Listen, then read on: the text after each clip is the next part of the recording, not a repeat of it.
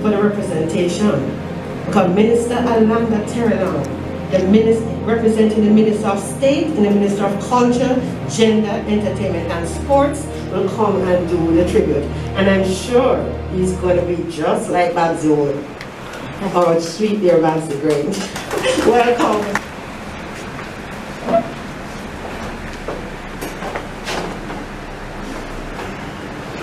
Blessed love, my sister. Abijah, to you and the entire family, I bring greetings as we celebrate the life and legacy of our hero, Bunny Wailer, Jah Bunny. Friends and families gathered here today. Today is not a day for mourning. Today is a day of celebration. Today is a day when the legacy of the great Bunny Wailer passes on to the next generation, and therefrom to the next generation, and so on. For his contribution to reggae music has cemented it in the annals of history, global history, international history, forever and ever, and his name will never die. I stand here today as the Minister of State in the Ministry of Culture, Gender, Entertainment and Sport to bring greetings on behalf of the Prime Minister, the Government of Jamaica, our Minister, the Honorable Babs Grange, and the entire Ministry of Culture, Gender, Entertainment and Sport, and the people of Jamaica. Bunny Wailer, born in Kingston, April 1947, spent his early years in 9 Miles. It was there he met the great Bob Marley. When he moved to Kingston, they later met up with the legendary Peter Tosh. And so they formed the group, the Wailers. And that is significant. The group was called the Wailers. When he started his solo career, he made a great impression on the music scene.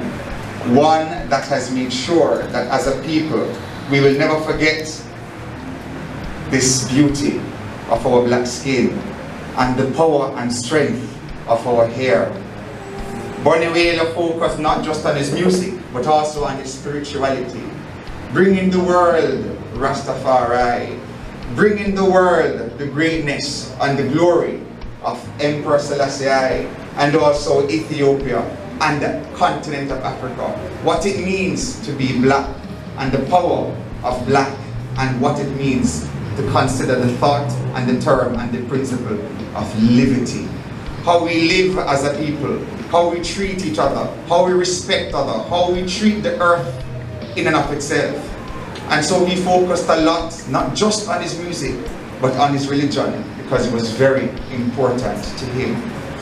As a people, we must recognize his contribution to our culture, not just here in Jamaica, but what he has done to promote the music here and abroad. We speak of Bunny Wailer as the great reggae artist, our icon, who has won 3, not 1, 3 Grammys. And Time Will Tell was his first album that got him a Grammy. And thereafter, we know that he got several distinctions here in Jamaica. He got the Order of Jamaica in 2012, the Order of Merit in 2016, and in 2019 we awarded him the Lifetime Achievement Award for his contribution to reggae and our culture. As a nation, we know that we have lost a son. We know we have lost a hero. We know we have lost an icon, but his music lives on. I want to read from that solo entry song, Black Heart Man, just one paragraph. No cross, no crown, no sorrow, no trial and crosses in I and I way. But the hotter the battle is the sweeter judge of victory.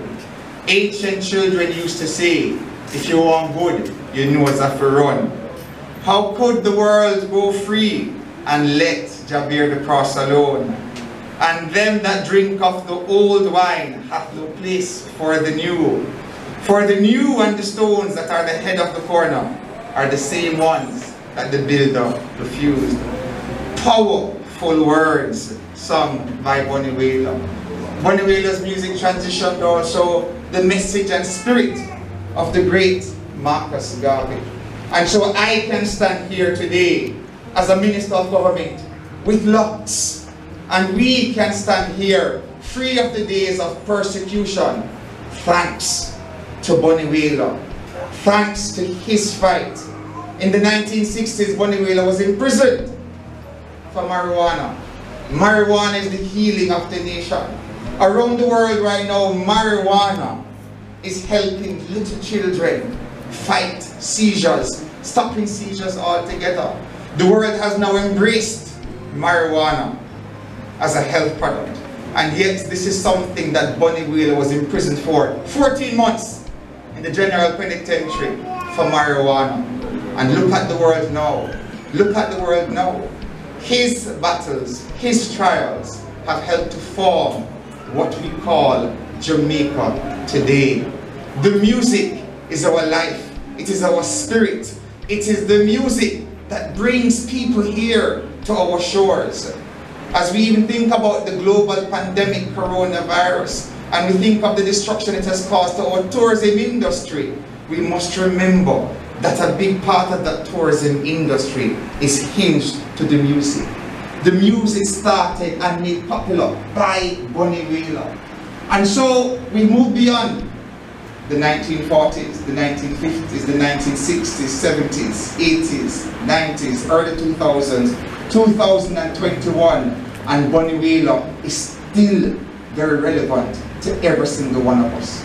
If we know our history, then we know the part that he has played in it to make Jamaica our island home, the great island, the island of reggae music. Right now when we look at the TV, this is Spice, Sean Paul, Shaggy, tearing down the place. They're on every single talk show across the world. But why? Because this man, Jah Bunny, laid the foundation. And so respect is due all the time, every single day. Abijah, your father's place in world history will never be forgotten. Every single artist owes him so much. Our economy owes him so much.